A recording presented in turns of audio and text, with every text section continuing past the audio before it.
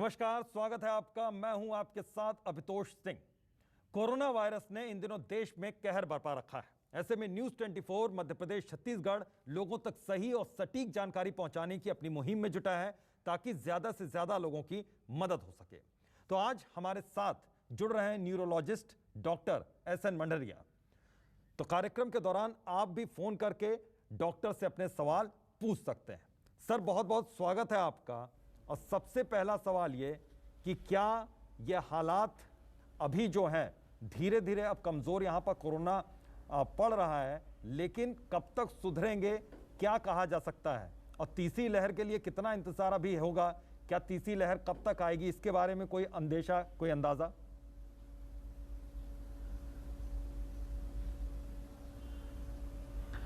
Actually क्या है, corona का जो कंट्रोल जिसको बोल सकते हैं आप, वो सब हमारे ऊपर ही निर्भर है कि हम कैसे सावधानी बरत के चलते हैं, मास्क लगा के चलते हैं, अपने आप को बचाने की कोशिश करते हैं और बचाते हैं, उसके ऊपर ही निर्भर करेगा ये। और तीसरी लहर भी कुछ हद तक हम सब के ऊपर ही निर्भर है।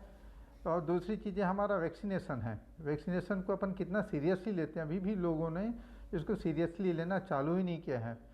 बहुत से ग्रुप ऐसे हैं जिसमें अभी भी वैक्सीनेशन को बहुत लाइटली लेते हैं या नहीं लेते हैं, और उसमें बहुत ज़्यादा गलतफहमी है कि इसको लगाने से नुकसान होगा, कुछ होगा, ऐसा कुछ नहीं है।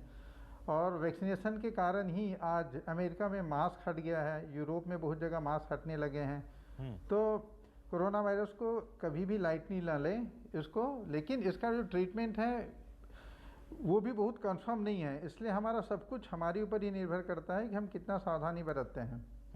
और रही बात तीसरी लहर, तो अभी तक तो प्रेडिक्शन है तीसरी लहर ये कहा जाता है कि 3 से 4 महीने के अंदर आने की संभावना रहती है। लेकिन इतने दिनों में अगर हमारा मास इम्यूनाइजेशन हो जाता है तो संभावना भारत में कम हो जाएगी और इसकी सीवियरिटी बहुत कम हो सकती है। बिल्कुल सर, एक चीज़ और समझना चाहेंगे कि इस वक्त क्या है कि एक सिम्टम है कि सिर दर्द होता है, फिर ये बताया जाता है कि मानसिक तौर पर बहुत ज़्यादा नुकसान भी पहुंचता है, नसों पर बहुत ज़्यादा असर कर रहा है। इसके बारे में थोड़ा सा विस्तार से बताइए कि मस्तिष्क पर, नसों पर किस तरीके से असर कर रहा है।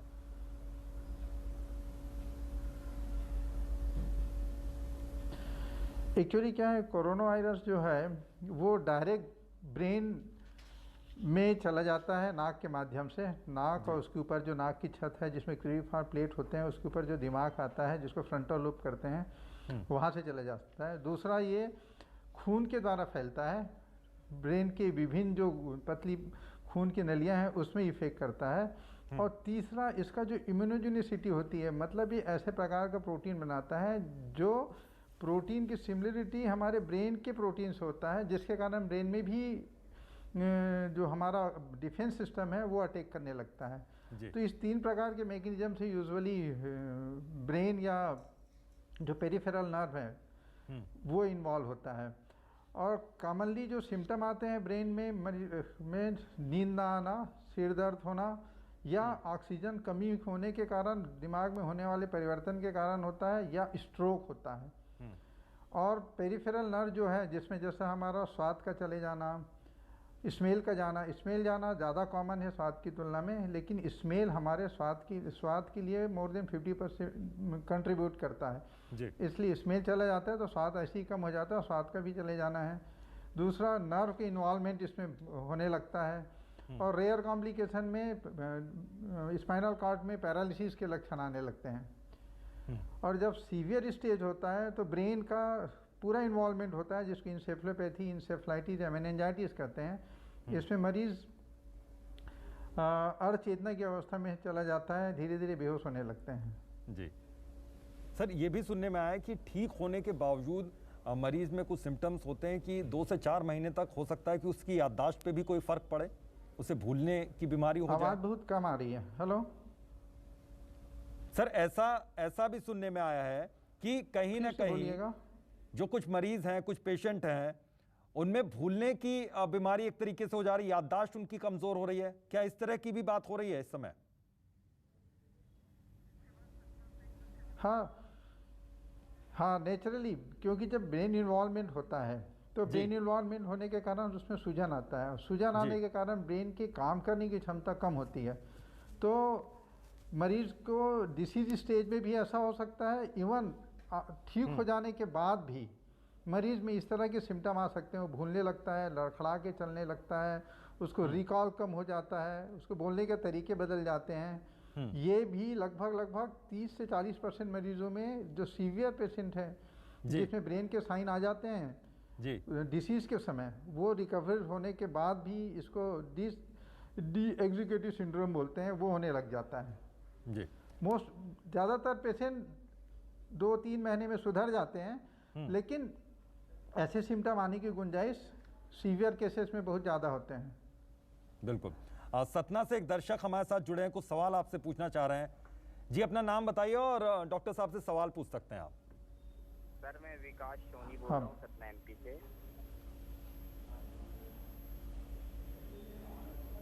थोड़ा जोर से बोलेंगे सर, आवाज नहीं आ रही आपकी। एमपी से। हेलो, बोलिए, जोर से बोलिएगा। सर मैं विकास सोनी बोल रहा हूँ सतना एमपी से। जी, सवाल पूछिए अपना थोड़ा जोर से। सर मैं पॉजिटिव हुआ था, अब मैं निगेटिव हो गया हूँ, थोड़ा वीकनेस है, तो क्या मुझे सीटी स्कैन कराना चाहिए सर?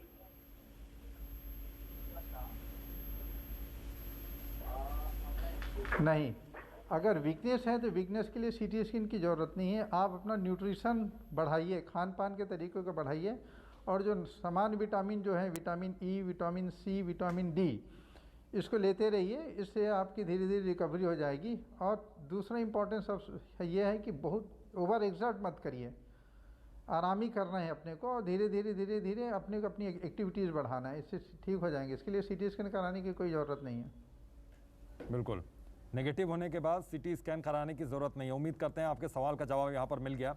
सर, एक चीज़ और समझना चाहेंगे कि बहुत से जो सिम्टम्स हैं, नए सिम्टम्स हैं, इस बार तकलीफ बहुत ज़्यादा है, लोगों के शरीर में दर्द है, मांसपेशियों में बहुत ज़्यादा दर्द है, और क्या क्या तकलीफ़ें हो रही हैं, जो नए तरीके की तकलीफ़ें आप लोगों को देखने को मिली कि अलग अलग तरीके से पेशेंट आ रहे हैं और 2 से 4 दिन बाद या 5 दिन बाद उनकी तकलीफ बढ़ जाती है अचानक।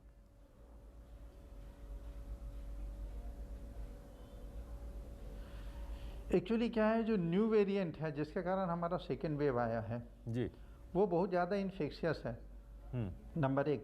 नंबर 2, जिस तरह से पहला वेरिएंट ने इन्वॉल्वमेंट किया था, यूजुअली खांसी बुखार से चालू होता था, अभी तो ऐसा कोई मतलब मुश्किल से 2-3% या 5% पेशेंट ही ऐसे आते हैं जिसको ना क्लासिकल सिम्टम रहता है, बुखार, खांसी। अदरवाइज मरीज़ को सामान्यतः बॉडी एक होगा, जॉइंट पेन होगा, या लूज मोशन होंगे जी, हेडेक होगा, और उसके बाद ये सीधा डायग्नोसिस बनता है। उसका जब RT-PCR कराते हैं तो पॉजिटिव आ जाते हैं।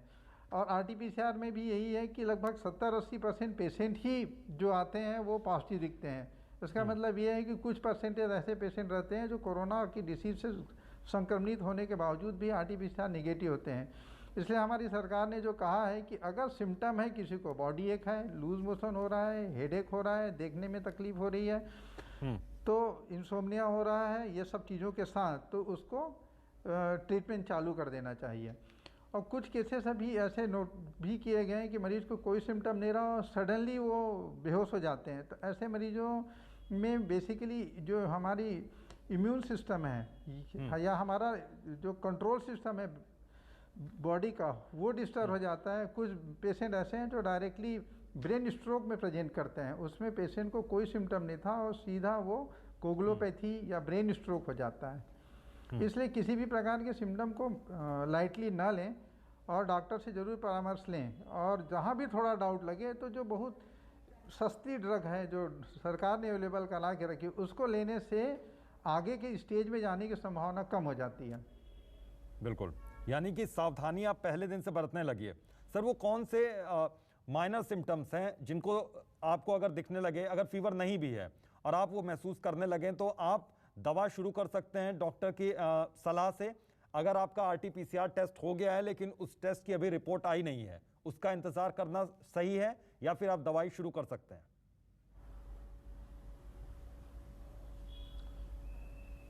आप दवाई शुरू कर सकते हैं बहुत आराम से।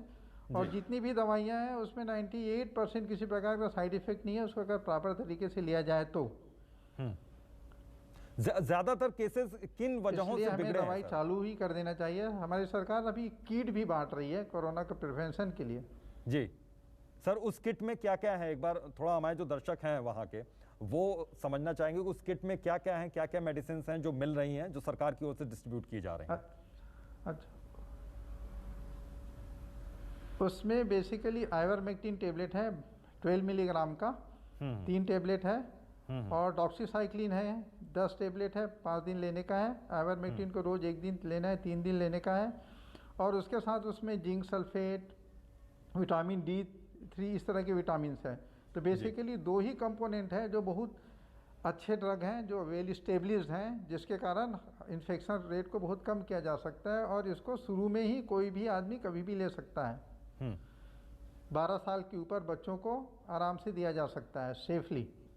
जी सर, एक चीज़ और जानना चाहेंगे कि वैक्सीनेशन, आपने कहा कि वही एक रास्ता है, लेकिन अभी भी बहुत से लोग हैं वो वैक्सीनेशन को लेकर, वैक्सीन को लेकर बहुत ज़्यादा गलत फहमी में हैं, बहुत ज़्यादा उन्होंने कुछ र्यूमर्स भी सुनी हैं। तो उस कार्यक्रम में बड़ी दिक्कत आ रही है कि वैक्सीनेशन बहुत से लोग करवाना नहीं चाह रहे हैं। तो एक बार आप अगर इस चीज़ को कहें और दर्शकों से साझा करें कि वैक्सीनेशन कितना सुरक्षित है, कोवैक्सीन हो, कोविशील्ड हो, या फिर जो दूसरी वैक्सीन आ रही हैं वो कितनी सुरक्षित हैं, तो इसके बारे में थोड़ा सा डिटेल से आप विस्तार से बताएंगे तो शायद दर्शकों को आसानी से बात समझ में आएगी।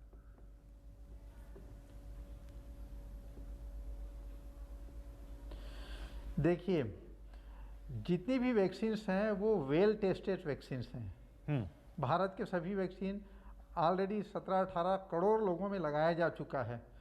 और अगर आप इनका साइड इफेक्ट देखेंगे तो 0.01% से भी कम है।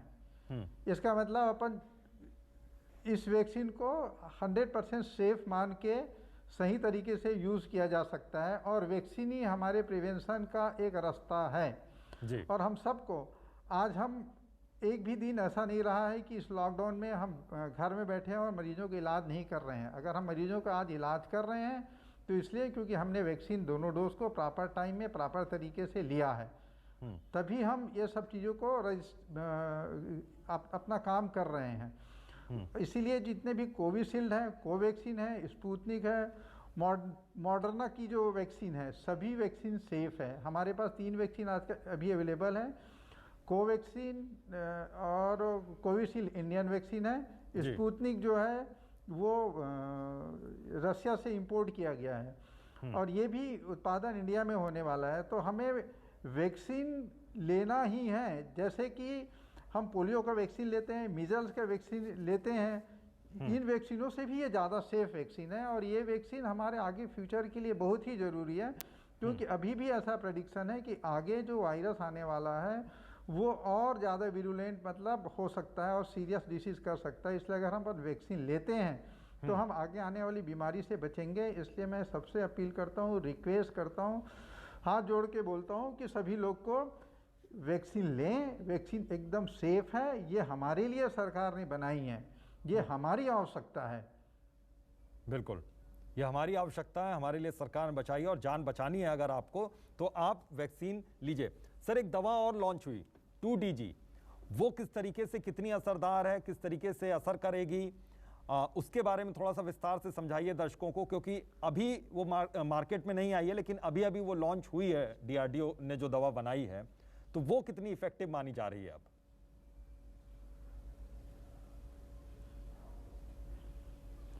बेसिकली ये जो नई ड्रग है हमारे DRDO ने बनाई है, बहुत चीप, बहुत सस्ती ड्रग है जी। और 5-6 दिन तक इसको पानी में घोल के लेना है, सुबह शाम लेना होता है, पाउच के रूप में मिलता है। ये एक प्रकार का ऐसा मान के चलिए कि ब्लड शुगर को, जो शुगर होता है अपन जो ग्लूकोज बोलते हैं, उसको मॉडिफाई कर दिया गया है।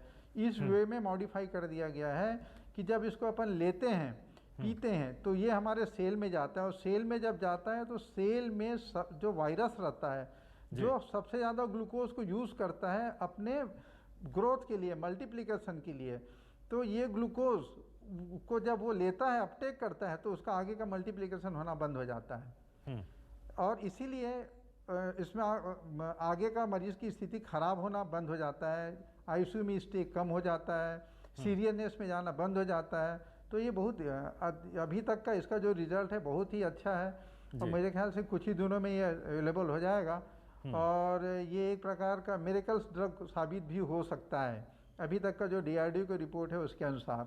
बिल्कुल, यानी कि एक तरीके से संजीवनी के तौर पर इसको माना जा सकता है। लॉन्च हो चुकी है तो ये संजीवनी आ गई है और अब ज़्यादा से ज़्यादा जानें बचाई जा सकेंगी, ये हम मानकर चल सकते हैं। हाँ, इसको माना जा सकता है, बहुत ही अच्छा ड्रग है। बिल्कुल सर, एक चीज़ और आपसे समझना चाहेंगे, बहुत आराम से, बहुत चीप है, ओरली कोई भी ले सकता है उसको। बिल्कुल, एक चीज़ और ब्लैक फंगस के बारे में जानना चाहूँगा कि ब्लैक फंगस का भी असर क्या मस्तिष्क पर पड़ता है, नसों पर पड़ता है? सर अपनी बात पूरी कीजिए, फिर ब्लैक फंगस के बारे में थोड़ा सा विस्तार से बताइए। हाँ, एक्चुअली क्या है, जो म्यूकोरमाइकोसिस है, एक प्रकार का फंगस है जी, वो हम सब के एनवायरनमेंट में रहता है, हम सब के नाकों में मिल जाएगा ये, लेकिन जब हमारी बॉडी रेजिस्टेंस कम होती है तो ये फंगस डिसीज के रूप में बन जाता है हमारे लिए। इसलिए जो स्टेरॉयड का लेने का, जिस तरह से स्टेरॉयड ले लेते हैं, डायबिटिक है, इम्यूनो कॉम्प्रोमाइज पेशेंट है और अत्यधिक डोज में जो मरीज स्टेरॉयड ले जा रहे हैं, उन लोगों में ये कॉमन होता है। Basically black fungus aspergillosis group का फंगस को कहते हैं। म्यूकोरमाइकोसिस में चूंकि काला दिखता है, ब्लैक निकलने लगता है, इसको इसलिए मिसनॉमर है ब्लैक फंगस बोलना। अगर भाई ब्लैक फंगस दूसरा ही कैटेगरी का फंगस है, ये म्यूकोरमाइकोसिस है। म्यूकोरमाइकोसिस इज़ नॉट एक्चुअली, मतलब एक्चुअली में ब्लैक फंगस नहीं है ये, लेकिन चूंकि वो दिखता है, इंडोस्कोपी में वैसे दिखता है, नाक से काला काला निकलता है, इसलिए मरीज इसको ब्लैक फंगस बोलते हैं। और ये फंगस जैसे मैंने बताया, ये कॉमन फंगस है, हर जगह अवेलेबल रहता है, लेकिन हमारी जो बॉडी रेजिस्टेंट कम हो जाती है। और कोविड में सबसे इम्पॉर्टेंट यही है कि स्टेरॉयड जो दिया जाता है, डेकाड्रॉन, बेप्रेसो और डिफरेंट प्रकार के जो स्टेरॉयड दिए जाते हैं, अत्यधिक डोज में बहुत दिनों तक बगैर मॉनिटरिंग के, बगैर सही डॉक्टर से पूछे जो ले रहे हैं, उससे सबसे ज़्यादा नुकसान हो रहा है। और ये जो फंगस है, एक बार ये अगर हमारे नाक में कॉलोनी बना ले और इन्वेट कर दे आँख को, तो आँख की रोशनी चली जाती है, ब्रेन के अंदर चला जाता है, मरीज बेहोश हो जाता है, कोमा में चला जाता है। इसलिए अगर स्टेरॉयड को सही तरीके से, सही समय, सुपरविजन में लिया जाए तो मेरे ख्याल से इससे बचा जा सकता है। और इसका इलाज अभी सरकार ने कुछ इम्पॉर्टेंट ड्रग हैं जिसको इसके लिए कंपलसरी कर दिए हैं और अवेलेबल करा रहे हैं, वो हमें सब। तो ये कुछ ड्रग अवेलेबल तो ज़रूर हैं, लेकिन इसको आराम से बचाया जा सकता है। इसमें मरीज़ को इंडोस्कोपी की भी आवश्यकता पड़ती है, जिसमें फंगस को जो कॉलोनी बना रहता है उसको निकाला जाता है।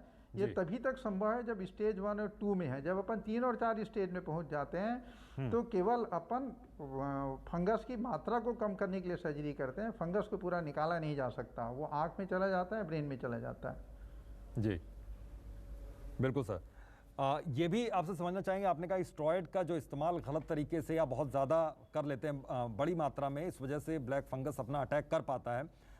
ये आपसे जानना चाहूँगा कि क्या जो कोविड पेशेंट हैं और वो ठीक भी हो गए हैं तो उनको ज़्यादा खतरा है, या फिर आम इंसान को भी खतरा है जो कभी कोविड पॉजिटिव नहीं हुए हैं और जो कोरोना से अभी तक बचे हुए हैं, वो भी क्या खतरे में हैं ब्लैक फंगस से?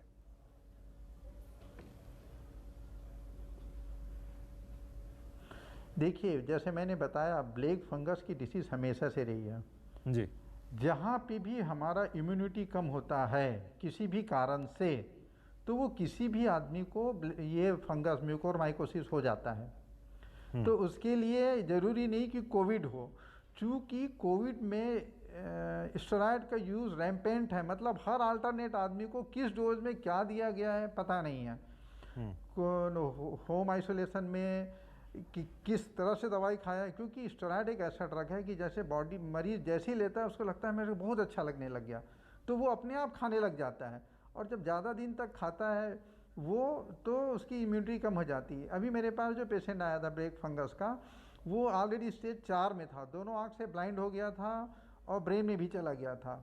तो उसको सब कुछ करने के बाद भी अपन नहीं बचा सके। लेकिन कुछ मरीज़ हैं ऐसे जो इनिशियल स्टेज में अगर आ जाते हैं तो उसको बहुत आराम से अच्छे से ट्रीट किया जा सकता है।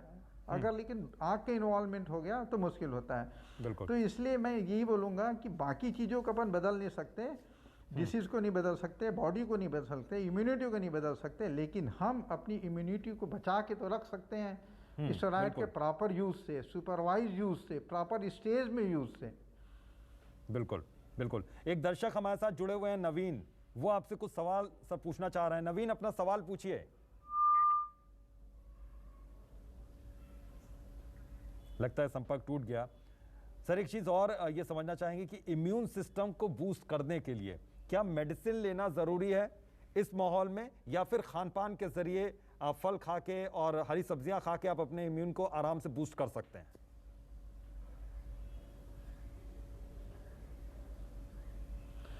देखिए, इम्यून सिस्टम ऐसा नहीं है कि आज आपने कुछ खाना चालू किया और कल अच्छा हो जाएगा जी।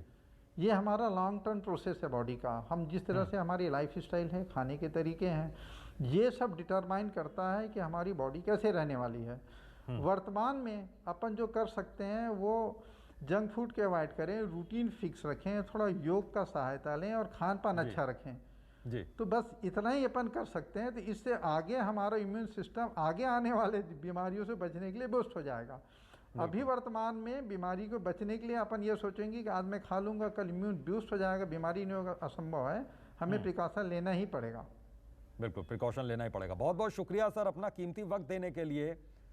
तो सीधी सी बात है कि इम्यून सिस्टम को बूस्ट करने के लिए आपको अपने खान पान का बेहद ख्याल रखना पड़ेगा, और ये एक लंबा प्रोसेस है। यानी कि आज से भी अगर आप शुरुआत करते हैं एक अच्छी लाइफस्टाइल की, एक खान पान के जरिए एक अच्छी दिनचर्या की, खान पान को आप अपने संभालते हैं, तो आने वाले वक्त में आपका इम्यून सिस्टम और ज़्यादा बूस्ट होगा। बहरहाल मिलकर कोरोना की लड़ाई को जीतना है, क्योंकि जंग अभी भी जारी है। अभी के लिए इतना ही, दीजिए इजाज़त, नमस्कार।